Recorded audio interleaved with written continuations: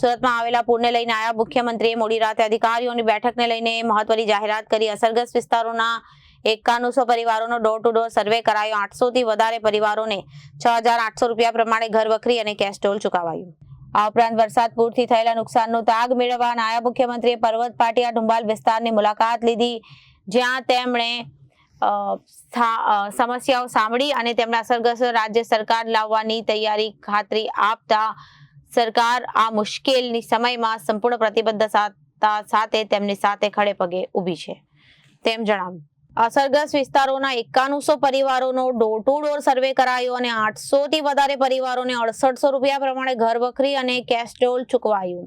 શુક્રવારે મોડી સાંજ સુધીમાં બાકીના અસરગ્રસ્ત લોકોને તેમના સોસાયટી સુધી પહોંચાડવામાં આવશે અને આ સહાય ચૂકવવા માટે જુદી જુદી ટીમોએ અને મીટિંગમાં બનાવવામાં આવી છે. આજે સર્વે થયો છે, જેના સિવાય પણ સુરત શહેરમાં જે પણ સોસાયટી રહી ગઈ છે તેને અધિકારીઓને સૂચના અપાઈ વૈકલ્પિક સૌથી પહેલા સહાય ચૂકવવાની કામગીરી કરાઈ.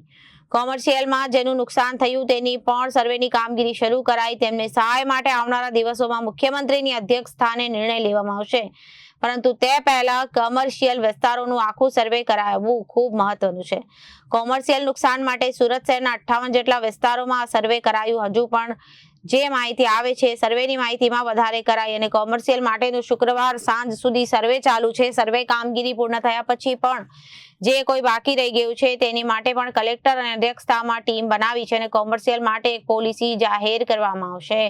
પોલિસીનો તાત્કાલિક અમલ થાય તે માટે આજથી તૈયારી શરૂ કરાઈ હતી. જે કોમર્શિયલ વેપારી પાસે ઇન્સ્યોરન્સ હોય અને તેમનું ઇન્સ્યોરન્સ તાત્કાલિક ક્લેમ થાય તે માટે તૈયારી કરાઈ. ઇન્સ્યોરન્સની પ્રક્રિયા માટે આરટીઓ અને લીડ બેન્કરને ઇન્ચાર્જ બનાવાયા. ઇન્સ્યોરન્સ માટે એપ્લિકેશન કરશે, તેમની એપ્લિકેશન ઝડપથી પાસ થાય તે માટે કામગીરી કરશે. ઇન્સ્યોરન્સ માટે ઓનલાઈન બેન્ચ પણ બનાવવામાં આવી. સુરત મહાનગરપાલિકાને ઇન્ડસ્ટ્રી અને વડોદરા પાલિકામાંથી 1000 થી વધુ સ્વચ્છતા કામ કરશે.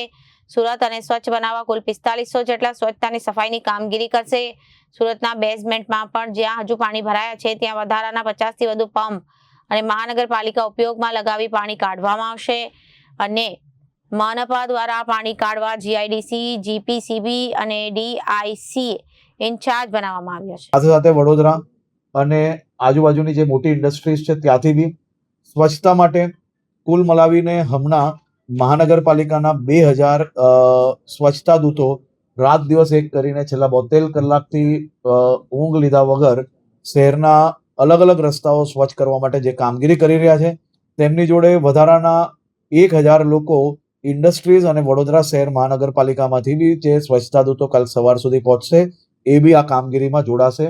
અને સાથે સાથે હજી બી વધારે મેયર અને સ્ટેન્ડિંગ ચેરમેન શ્રી દ્વારા જે નિર્ણય લેવામાં આવ્યો છે કે હજી 1500 સ્વચ્છતા દૂતો ખાસ કરીને આવનારા એક અઠવાડિયા માટે તે લોકો દ્વારા બી રોકાવામાં આવશે. એટલે કુલ મળીને 4000 થી 4500 લોકો આવનારા દિવસોમાં સ્વચ્છતાની કામગીરી કરશે.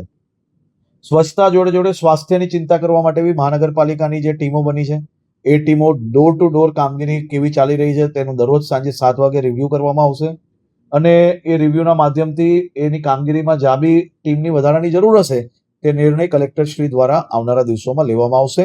પણ મોટી ડોર ટુ ડોર સ્વાસ્થ્ય માટે જે કામગીરી કરવાની છે એ પરમ દિવસ સાંજ સુધી કરી લેવામાં આવશે. તેની સાથે સાથે જે વિસ્તારની અંદર પાણી ભરાયું છે, જે ઘરોમાં નુકસાન થયું છે તે વિસ્તારમાં મેયરશ્રી અને સ્ટેન્ડિંગ ચેરમેન શ્રી દ્વારા ખાસ કરીને પાણીનો સમય વધારવાનો જે નિર્ણય લેવામાં આવ્યો છે અને તે બેવ નેતૃત્વ દ્વારા આ વિષયની અલગ અલગ ઝોનની અંદર ખાસ કરીને એમનો રિવ્યુ બી લેશે ડેલી અને હાલમાં જે પાણી એમને જેટલા સમય માટે મળે છે એનાથી ડબલ સમય માટે મળે તેવો નિર્ણય બી લેવામાં આવ્યો છે.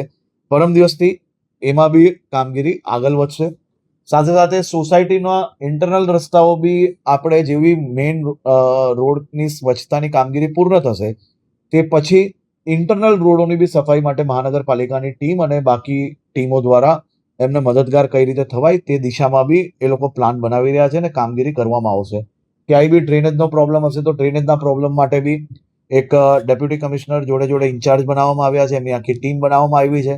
અલગ અલગ ઝોનની અંદર આ સૌ ટીમ દ્વારા કામ કરવામાં આવશે અને ક્યાંકથી બી ફરિયાદ મળે તો ઝડપમાં એને કામગીરી કઈ રીતે પૂર્ણ કરવામાં આવે તે માટે બી કામગીરી કરવામાં આવ્યા છે.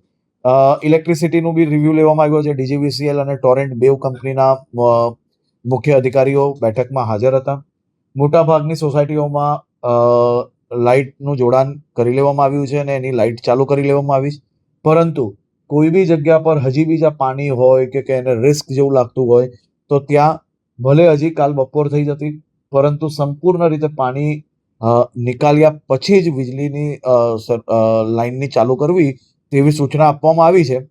6 સોસાયટીઓ મોટા ભાગે હજી બાકી છે. તેના સિવાયની બધી જ સોસાયટીઓમાં લાઇટ ચાલુ કરી લેવામાં આવી છે. Bureau report Janadesh news.